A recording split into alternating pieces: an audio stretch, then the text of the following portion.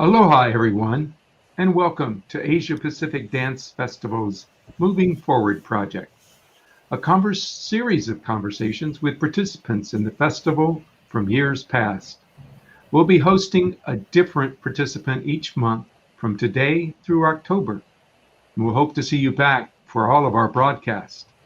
I want to thank our sponsors for the series, the Hawaii State Foundation on Culture and the Arts, the National Endowment for the Arts, the East-West Center Arts Program, and the Friends of Asia Pacific Dance Festival. My name is Tim Slaughter. I'm your host for the evening. Now I'd like to introduce our guests, which are members of Dancers of Damelahamid, an indigenous dance company founded on 5 decades of extensive work of song and dance revitalization, and the 2019 participants in the Asia Pacific Dance Festival. First, we have Margaret Grenier. Margaret is the executive and artistic director for Dancers of Damelahamid. She choreographed Setting the Path in 2004, Sharing the Spirit in 2007, Spirit and Tradition in 2009, as well as the multimedia contemporary dance production Spirit Transforming in 2012, Flicker in 2016, and Minowin in 2019. Margaret has directed and produced the Coastal Dance Festival since 2008. She holds a Master of Arts in Arts Education from Simon Fraser University and a Bachelor's of Science from McGill University. She was a sessional instructor at Simon Fraser University for Foundations in Aboriginal Education, Language and Culture in 2007, and a faculty member for the Banff Center for Indigenous Dance Residency in 2013. Next, we have Rebecca Baker Grenier. Rebecca is of Squamish and Kwakiutl ancestry. She holds a Bachelor of Arts from the University of British Columbia with a major in the First Nations and Indigenous Studies program. She is the Artistic Associate for Dancers of Damelahamid and the Festival Associate for the Coastal Dance Festival. Rebecca has been dancing with the company since 2014 and has created regalia for the company, including for the productions Flicker and Minoan. She is an accomplished powwow dancer with over 16 years of experience, where she has learned her skills and devoted much of her time to sewing and beading. And last but not least, Raven Grenier. Raven was trained by her grandparent, elders Kenneth and Margaret Harris, and began performing at the age of 6 in the production Setting the Path. She has performed in most of the company's productions and toured internationally, most notably in Flicker and Minoan. Raven was the recipient for the Major Entrance Scholarship for Science at the University of British Columbia before switching to their BA program. She is majoring in First Nations and Indigenous Studies with a minor in Health and Society. Raven is a visual artist in form line design and a traditional Giksun Indigenous contemporary and powwow dancer, and the lead vocalist for Dancers of Damelahamid. Welcome, everyone. Thank you for having us. And Margaret, before we get started, I want to congratulate you. Margaret is the winner of the 2020 Walter Carson Prize for Excellence in the Performing Arts, which is bestowed by the Canada Council for the Arts and recognizes the highest level of artistic excellence and distinguished career achievement by a Canadian. Thank you. Maybe we can get the conversation started by having the three of you talk about the nature of what you did at the festival and, describe some of your time at the festival and the impact it had on you as an artist and on your company as well. Certainly. I think that what was most impactful about our time at the Asia Pacific Dance Festival was really the cultural sharing.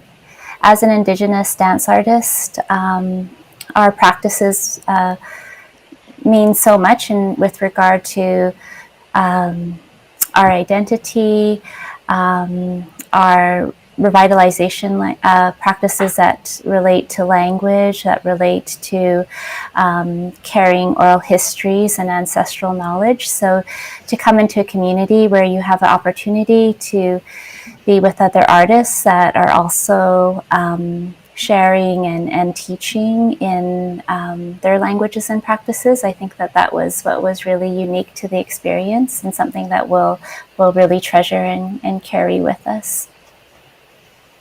Well, thank you. I would like to mention that in 2019, for those that don't remember, they also performed. We had Yas Dance Company from Malaysia as part of the group, and Halal led by Michael Pili Pang. So I think that's part of what you're alluding to as well, right?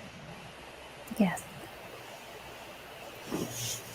Yes, for certain. And also just really having the opportunity to work with the students. We did a workshop series as well, and so just being able to really be in conversation and go in depth with the practices was really enjoyable. I think to add, I'll add something. So our dance company is very unique in that we are all a family. My connection is through marriage to Margaret's son, Nigel. And when we came to the festival 2 years ago, our baby girl was only 3 months old and our son was 3 years old. And this dance festival was very unique experience based on the immersion and the amount of learning about the other dance groups and their cultures. And there's so much value and importance in teaching our youth about the diversity of Indigenous dance and cultural practices. So it was very meaningful to have my children attend and be with us and participate, because even at such a young age, our practice is, it's a very intergenerational practice. So the teachings begin as soon as they can begin walking at such a young age. And so for me, it was very important to have our youth involved. Well, not only from the age where they can walk, but your daughter, she was being carried around on stage as well. Yes, she was. That is I don't know if unique throughout the world, but it is an interesting aspect of the way you approach dance in the family aspect, and how it is part of everybody's growth from the child on up. And it was very interesting to see that you involved the children in the whole aspect of learning and teaching and performing. And that's how we continue our culture forward, because it is so intergenerational. Margaret being the grandmother, and then her children and her grandchildren all on the same stage, and having those strong ties to family is very important to our dance practices, to maintain them and pass them on.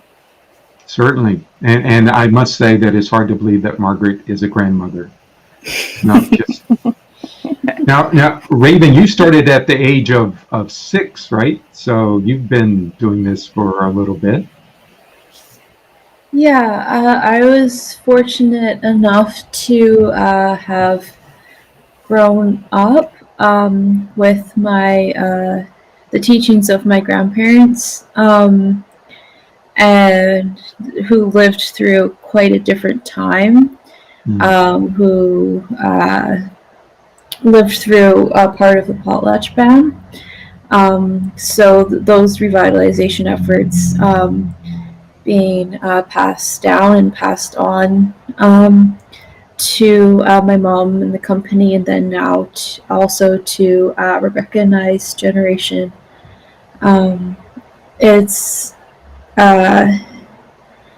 It was quite amazing to not only just have the experience to perform, but the experience to really live the culture in all of the aspects of the culture coming together through dance. Dance really, to me, is the root of cultural expression and cultural practice for my Indigenous identity, and being fortunate enough to grow up with that has been truly amazing. Wonderful. You mentioned the potlatch. I think I'm saying that correctly. Maybe one of you can then say a little bit more about that for the audience members that don't know what that period was. Certainly. There was a law that was passed, and it made it illegal to practice song and dance. The law affected the Indigenous nations on the west coast of Canada.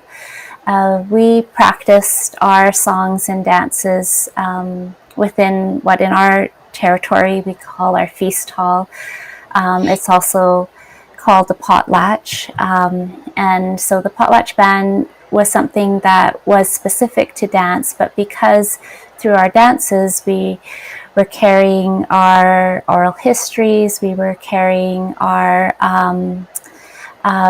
all of our stories, which are connected to land, like connected to place, and connected to within a hereditary political system, that the ban was very detrimental, much more so than even just the artistic practices that it impacted.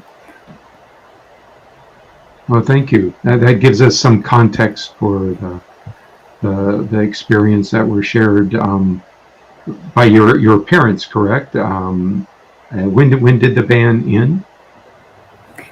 The ban ended in 1952, and it wasn't right at that moment when the work of revitalization began. It sort of slowly started to pick up, but because of the work that took place, we have all had the opportunity to be, the first generations to once again grow up with song and dance and be able to say we've been dancing going back to our earliest memories. When you listen to some of the documentation that happened during that time, for example, we didn't even have drums. So those older documented audio files, you'll hear that the songs were being done with wooden spoons and pots from the kitchen because everything had been lost during that period. Is that where the name came from? Pot latch? Oh, no. No, Okay. it's just a coincidence. Oh, okay. I thought you were leading into something there. Yeah. Well, okay, we're going to switch things up here a little bit and continue the evening by showing some clips of your performances from the 2019 Asia Pacific Dance Festival. And would one of you mind reading the description of what the audience is about to see? And we're going to put that copy up on the screen as well, and then we'll go straight in to watching the video. Okay. Well, I can introduce the first clip, and the first clip is the whale song. It's a dance to remind us of our connection to the orcas. Also, the lyrics speak to that we have the same heart, and we sing one song with one voice. So not only our interconnectedness with one another, but also with the natural world and the world beneath the waters. Wonderful. Now we'll watch the video.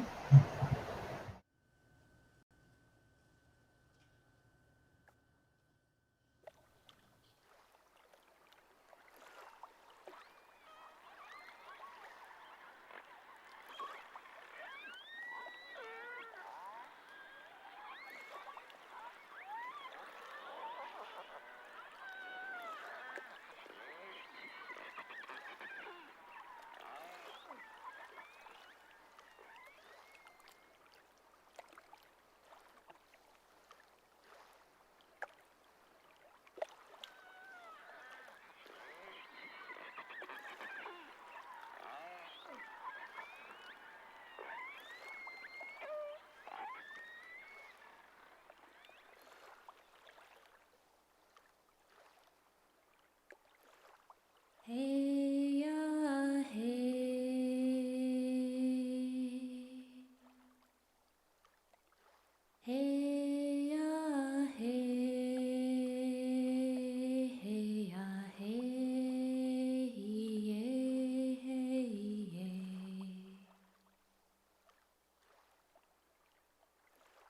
hey ya hey.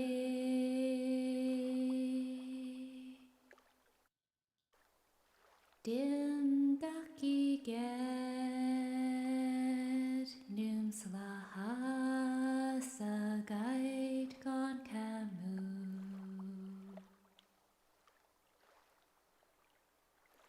Hey ya hey,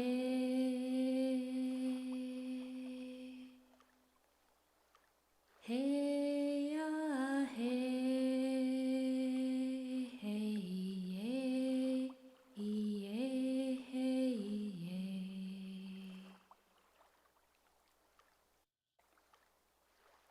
hey ya hey.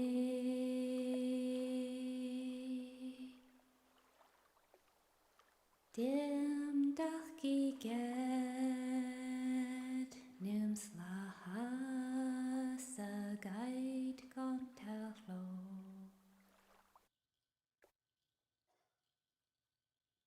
Hey ya hey.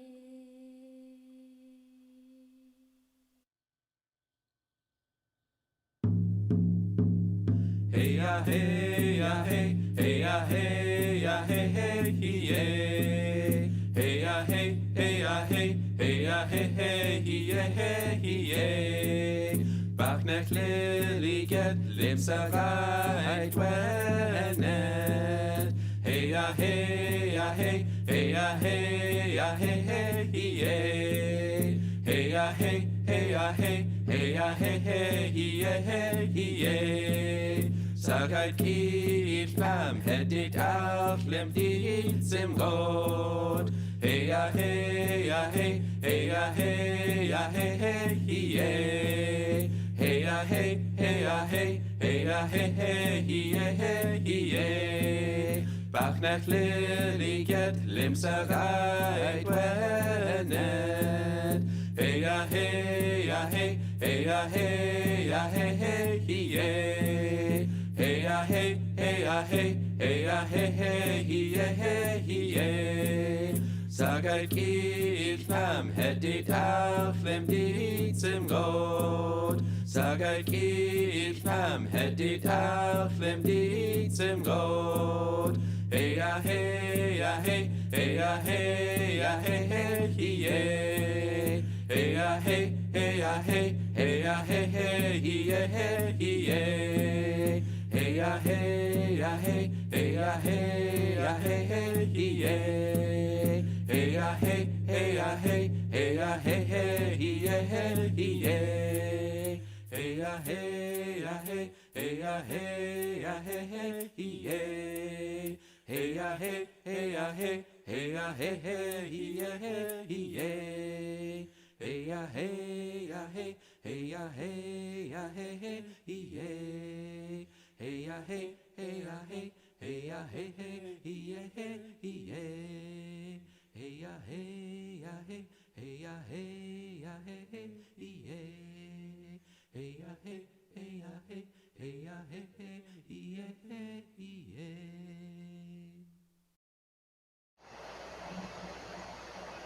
Wonderful, wonderful. That was Whale Song. Couple of questions here. What was it that, why did you choose that particular piece for the dance festival?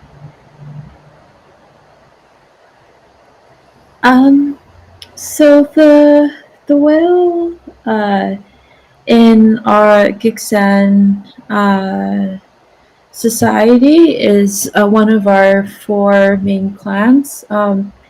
It was the first clan that was established. It's also the crest of the fireweed is used specific to our nation, and the whale carries a lot of power in that we believe that animals come from a line of beings that are greater or superior to humans.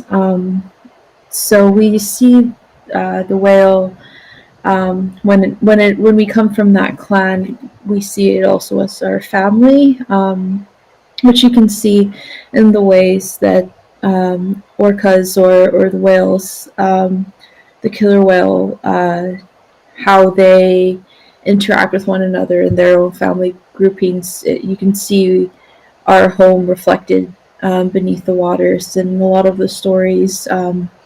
Sometimes people will be taken to what is described as the Damelahamid beneath the waters. So I like to think of it as the three Damelahamids, both on earth, beneath the waters, and in heaven. So it's that connection to our ancestors beneath the waters. And you see a lot in the movements, the whirlpool being represented, and the lights to try to capture that essence of the supernatural in the orca. I think that you're partially answering my follow-up question here, which is the whole use of the, I guess it's a black light type of effect with the puppets that represent the whales. It's the magical effect you're referring to, right? For sure, yeah. I think that as artists, contemporary artists, there are ways that we can use those elements of contemporary production to really capture an ancient practice and bridge the contemporary with the traditional ways of dance.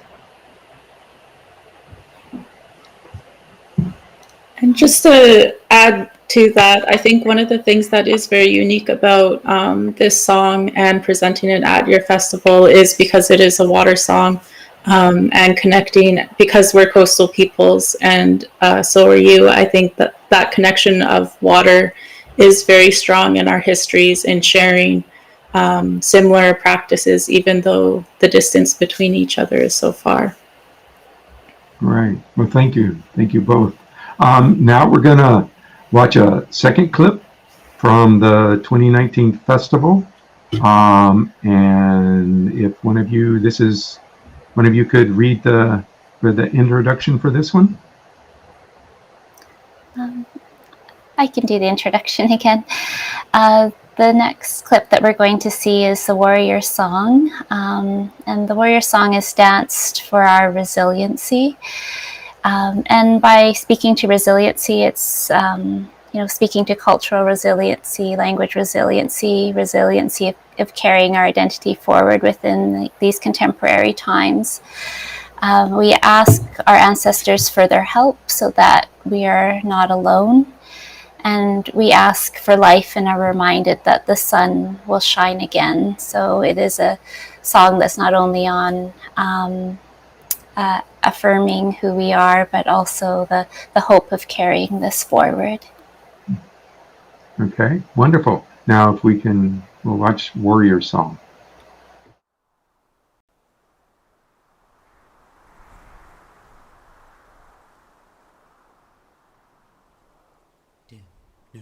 Nia, dim no nia, dadils nia, dadils nia, dim no nia, dim no nia, dadils nia, dadils nia.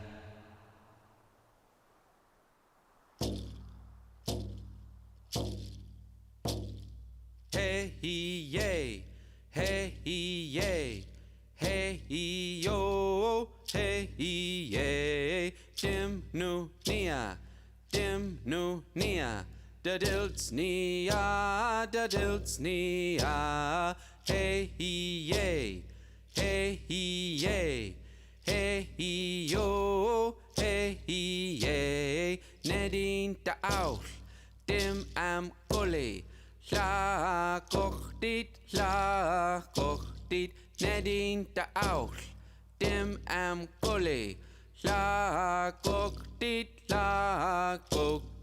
hey yay, hey yay, hey yo, hey yay, dim no nia,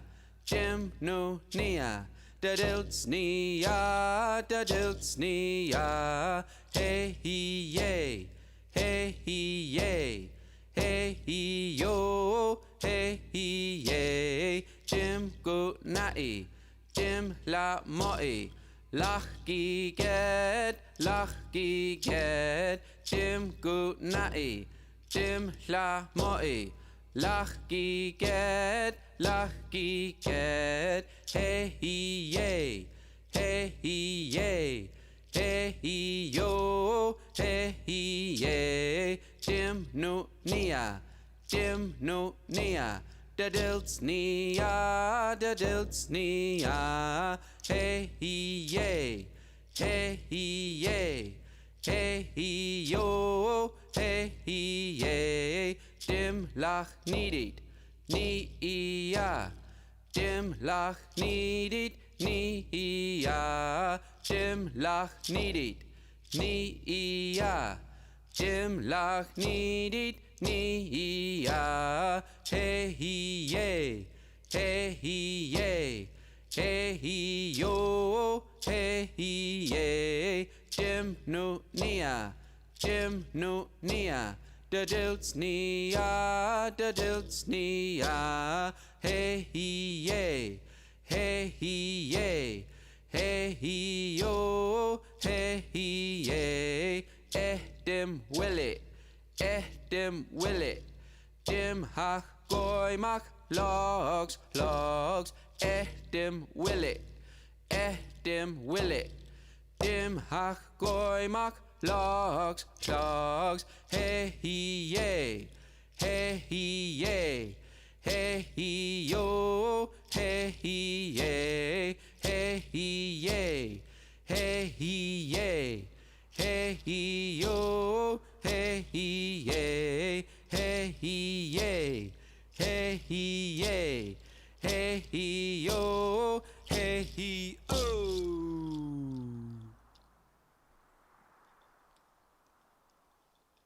Dim nu nia, dim nu nia, dim snia, dim snia, dim nu nia, dim nu nia, dim snia, dim snia, dim nu nia, dim nu nia, dim snia, dim snia.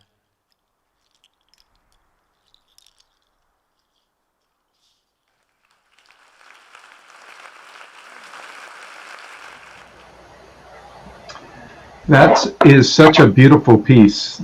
The design, the dance, the whole elements about that piece. I'm gonna ask. That was Warrior Song, and maybe Raven, you can go into this a little bit. Are you following in your sort of father's lines? I know I remember talking to him about form line design. Is that somehow aspect of the design? Do we see that in this piece? Yeah, the form line design on the West Coast is really like the building block of the art form within the regalia, within the masks. The form line is a very specific art form. It has several guiding rules, but it really varies throughout the coast. Different nations have different styles. And you see in this dance in particular the chilkat design. The chilkat is a type of blanket that in this particular dance, the girls are wearing aprons with the chilkat. Also in our personal regalia, you see the form line.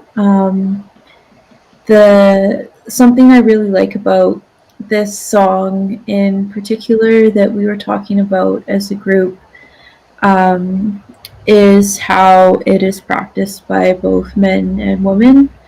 Um, and a lot of traditional Indigenous dance from the coast, there's quite a binary of gendered dance movements for men and women, and I really enjoy dancing this song as a woman, and just as a woman's empowerment um, dance and equal representation in the dance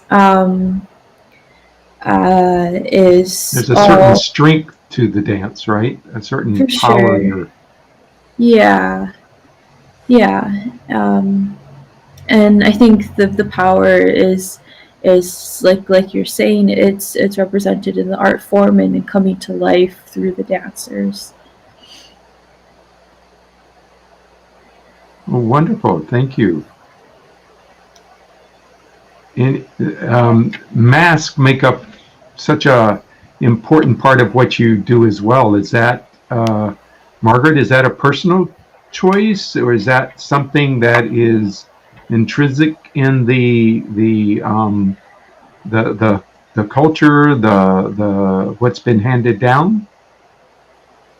The mask dancing is very much intrinsic to the art form, and the dances are rooted in oral histories.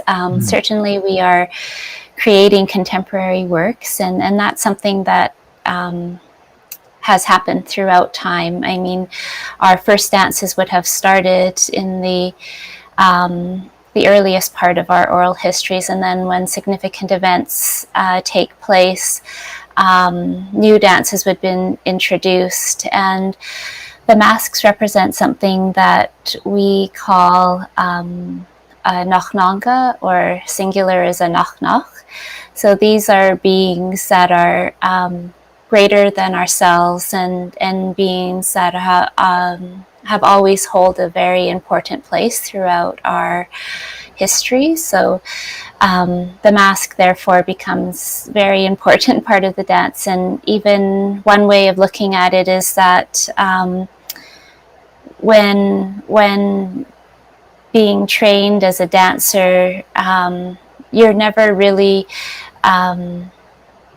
taught that you're doing a dance to act out something because you're wearing a mask. You really are embodying and taking on that representation. So it also speaks a little bit to a very different way of looking at time and space, because when you dance within a mask, you are bringing to life something that has been with us for an indefinite amount of time, and you are making that presence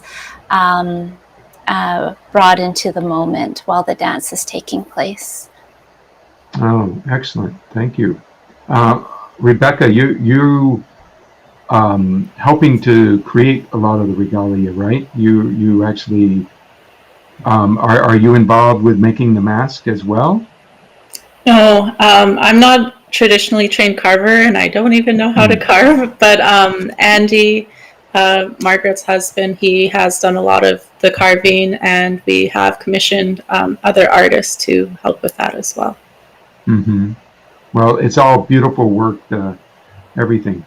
Now we are lucky enough that the Dancers of Damelahamid shared some of their newer work with us, and we get a chance to see things that they've done since the festival in 2019. And we're going to start off. Well, why don't one of you tell us what we're starting off with? We're going to start off with the Raven song, and part of the clip includes an introduction on the creation of the song, so I'll just give a little bit of background. The Raven song connects us with my mother in particular, who passed last year, and it also speaks to the journey that we have to join her, to join our ancestors as we move into the spirit world when we enter into the afterlife eventually.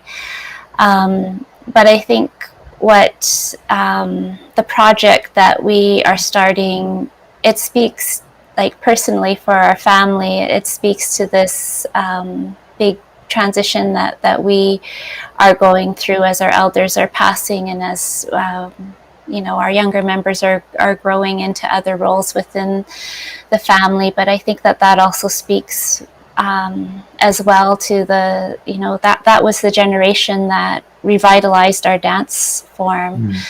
If it wasn't for the work of my mother and for others like her on the coast after the potlatch ban had been lifted,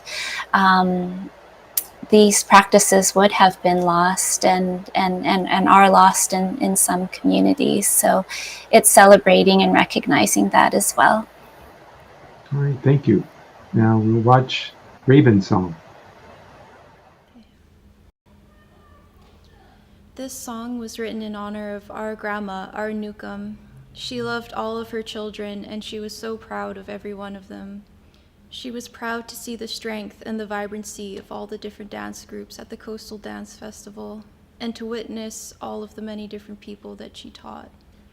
These lyrics are about the journey between this world and the next, about a raven, our mother, who guides us and who protects us, an image to spark embodied memories with the ability to transcend time and space. We honor our late uncle with these lyrics and want to thank all of our family in Prince Rupert that shared and contributed to this story. This song is also a testament to the matriarchy and to Indigenous masculinities, a reminder of the teaching that we are no greater than anyone else and we are no greater than any part of creation. Grandma lived a life of giving back, and we want to always listen to the ways that we can give back to this community that reflects the growth of all of us and everything we can do to lift each other up. The Raven Song.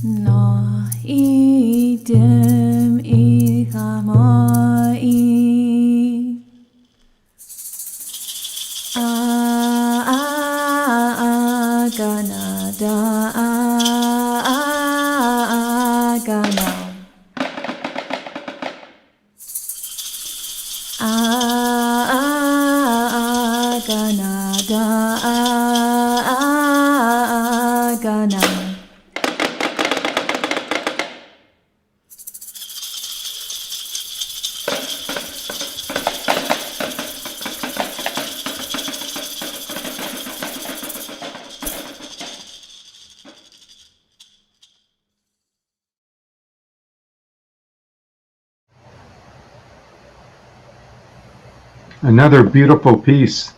And as you say, you received the inspiration for this from the passing of your mother, and I want to mention that your father also. This is Margaret's parents.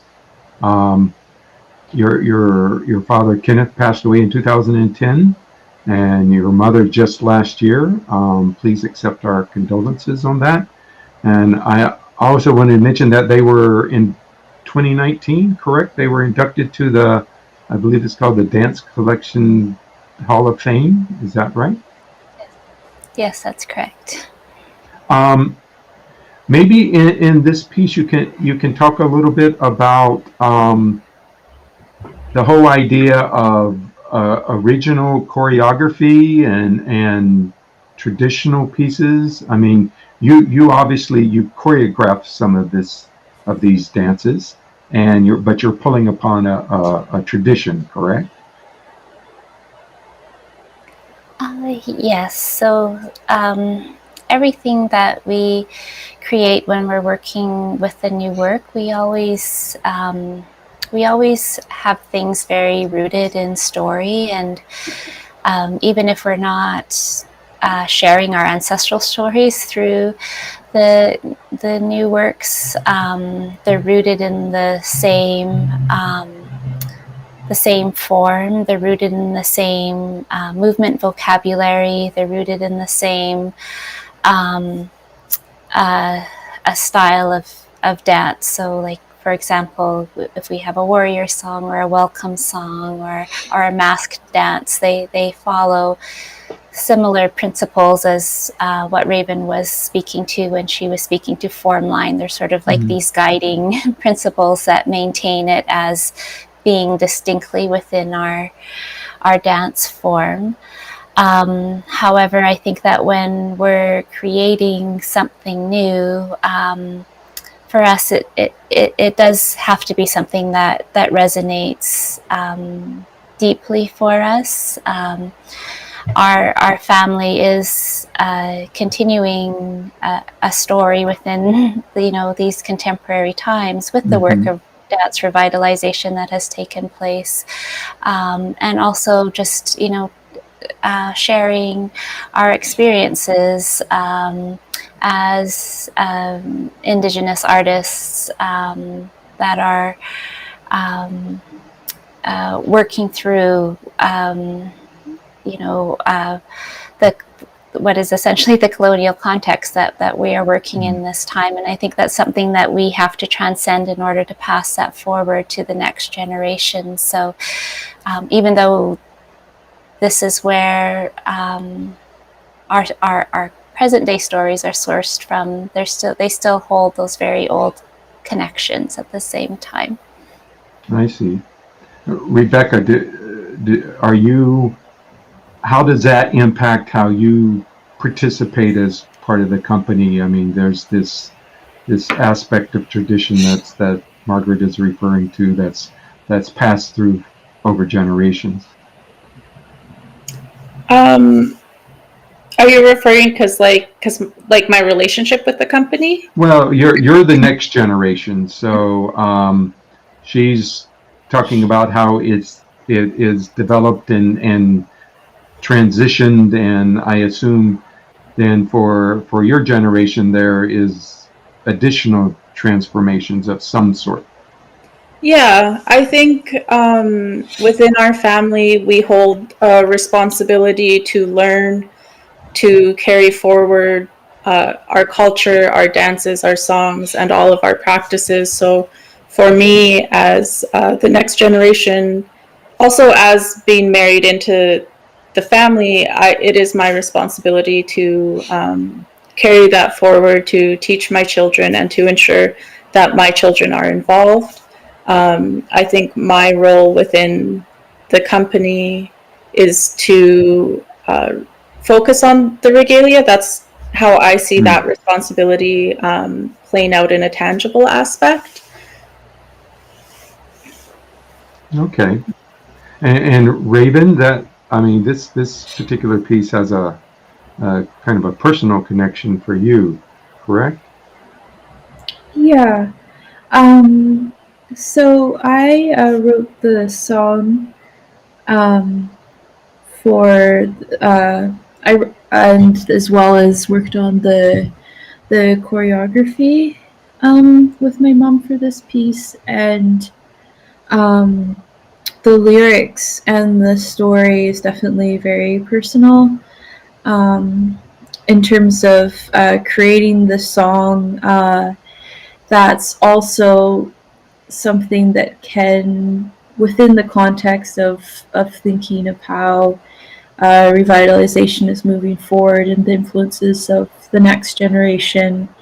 Um, I've been fortunate to have the training growing up of being immersed in song and dance, and that is translating to how I am able to bring contemporary approaches into songwriting, really looking at the structure of the older songs when I'm creating new songs, and just refining that further into different ways of making it accessible. So, you a lot of the lyrics are represented in tangible ways in this piece, in terms of the story of the connection between this world and the next.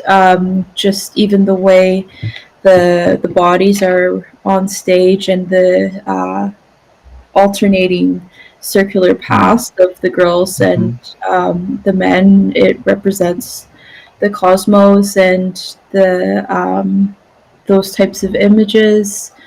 At the beat, the 3 beat of the song is also very significant in terms of response to the story of the raven, and that represents the raven and the way that it calls out 3 times. So the very much it takes a lot to just to find that story within yourself, to be able to share that story with others and to translate it into song and dance. So I was very grateful to have the opportunity to help create this, and also to honor our grandma as well. It was a wonderful piece, so thank you very much for sharing that. We are lucky enough to have one more additional video to share with you from a new piece that Dancers of Damelahamid have created. If someone would read the description, please.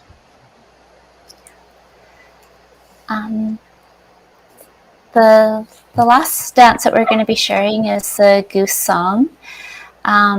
And this dance is to remind us of leadership and compassion. When you see a flock of geese in turn, they take turns to lead.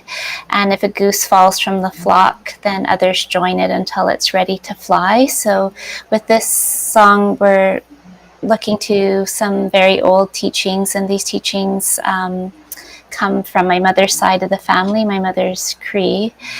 And but it's something that we for the first time we sort of integrated more multimedia aspects to it as well. Okay, now we'll watch Goose Song.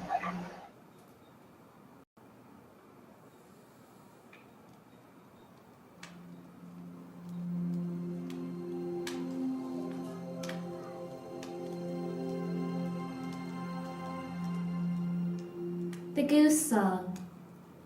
The goose holds many teachings. When you see a flock of geese flying in formation, it is the lead goose that breaks the wind, and the other geese honk their support. When the lead goose tires, another goose takes its place. We are reminded that we must take in turn our responsibility to provide leadership and encourage one another. The goose is also a lesson in compassion. When a goose tires or cannot fly further and falls, two others go down with it. We are reminded to take time to show compassion to those who are in need.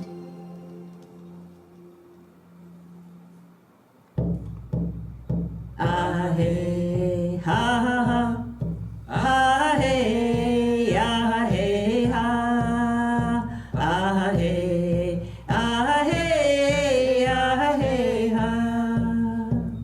Ematuyan giwapamin, egitchima gisuyan. Ah hey ah hey ah hey ha. Ah hey ha, ah hey ah hey ha, ah hey ah hey ah hey ha. Ematuyan kiwapamin, egitchima gisuyan. Ah hey ah hey ah hey ha. Ah hey ah, ah hey ah hey ha, ah hey ah hey ah hey ha. Esigisiyan kiwapamin, egitchima gisiyan. Ah hey ah hey ah hey ha. Ah hey ha, ah hey ah hey ha, ah hey ah hey ah hey ha. Esigisiyan kiwapamin, egitchima gisiyan. Ah hey ah hey ah hey ha.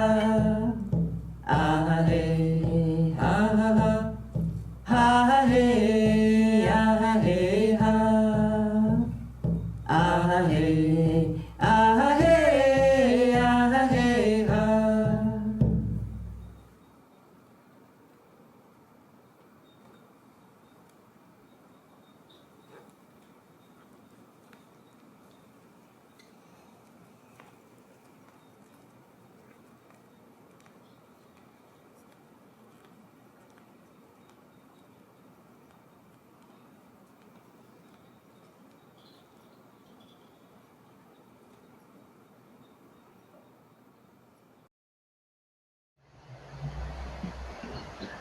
Well, the premise of Goose Song seems to embody what Dancers of Damelahamid are about, the whole idea of sticking together as family and supporting one another and pulling each other forward. We actually had a question that came in through the chat from the audience, and I think this particular question is more general about your dances. They were asking, are the dances used or performed in a ceremonial type of fashion, in addition to being in a more performance type of fashion?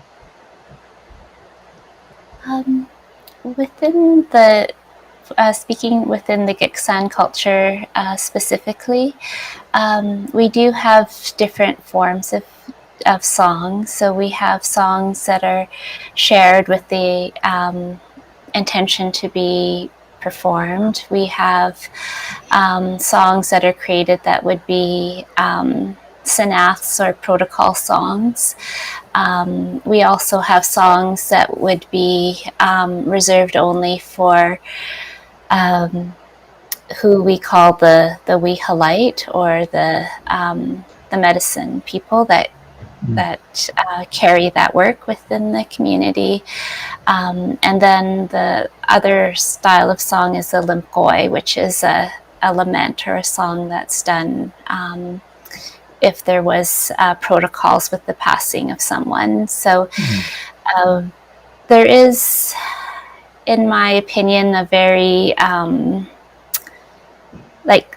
close connection between songs and dances that are created to be shared through performance and that with ceremony, because they aren't, even though we call it a performance, we aren't creating a work that is without close connection to who we are, stories that are personal to our family. And I've always been taught that the reason or the purpose of this work, like the reason why we do this work at all, is to learn how to live a way that honors the teachings that the songs and dances carry, and to quite literally learn how to live our lives in a way that honors our origin in heaven. So while they wouldn't be categorized as ceremony, I think we always enter the practice in what we call is a place of having a clean heart and a clean mind, because what we are doing does carry something that's very sacred to ourselves. Oh, that's beautiful. Well, it seems that we're running out of time. Maybe one more question. Where do you, all of you, see yourselves in, say, 2 or 3 years? Where do you see the whole Dancers of Damelahamid, yourself as individual performers? What direction are you headed? Just jump right in there. Okay. This is like one of those interview questions, you know? Where do you see yourself in 5 years? It certainly has been a strange year this past year in terms of how the work has sort of shifted. And I think that because of the pandemic, we haven't been able to perform, we haven't been able to rehearse in the way that we were doing so before. I think it has been a real reminder that it is a lived practice. It's something that our family will always carry. It's something that will always find ways, like even, during this time, whether it be through singing or working with stories or working on regalia. There are so many aspects to it that it's something that it's just never ending. Like the work of carrying it forward continues to be a work of revitalization in many ways, because there is so much that's part of that, including language and including cultural and ancestral knowledge. It's all interwoven. So I feel like it'll just be an ongoing process, and that's what I see, how we will continue to move forward with it. Okay. Rebecca, what do you see, besides having 2 kids that are going to start driving you crazy as they get older? We have a few upcoming projects that we're working on, expanding the Raven song into production. So I'm really excited about that, working on the regalia.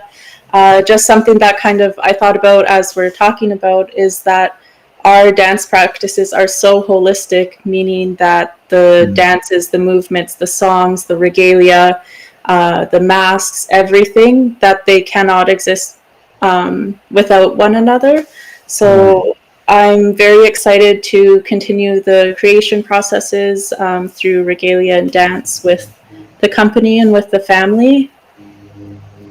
Oh, nice. So the Raven song, you're looking to turn it into a larger, longer piece? Is that what you were saying? Yes. Okay. Okay. How about you, Raven? Finishing school and probably one of your priorities for the next couple of years, but how about as a dancer and performer? Yeah. So I am looking into becoming a performer like myself, like a singer and performer. So in working on this new project, the Raven production will be an amazing opportunity to create a lot of new songs, potentially a full track for the production. Oh, wow. In the language. So having the opportunity to do the work and the research of just really looking into how the songs are structured, how that can be documented in this creation process is very important to me. And working with the story, finding a resolution to the story to really take notice to what is it that the story is trying to say, how will that resonate with the audience, how as a company are we taking care of the audience, in finding a resolution to the story. To me, seems like it'll be the foreseeable future. Just really, especially we're talking about how it's a holistic practice, how the story can become embodied in our own personal memories, and working through the teachings and the resolution of this greater piece will, I think, be a lot of the core of the creation process.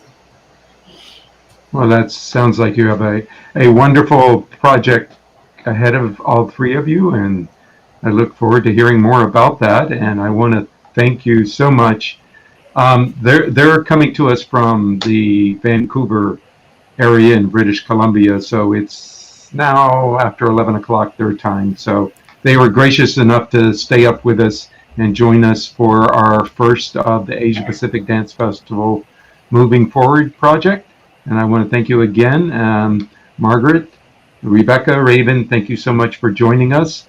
I want to thank our sponsors also, the National Endowment for the Arts, the Hawaii State Foundation on Culture and the Arts, the East-West Center Arts Program, the University of Hawaii at Manoa Outreach College, and all of the people who support what we're trying to do with dance throughout the Asia and Pacific regions.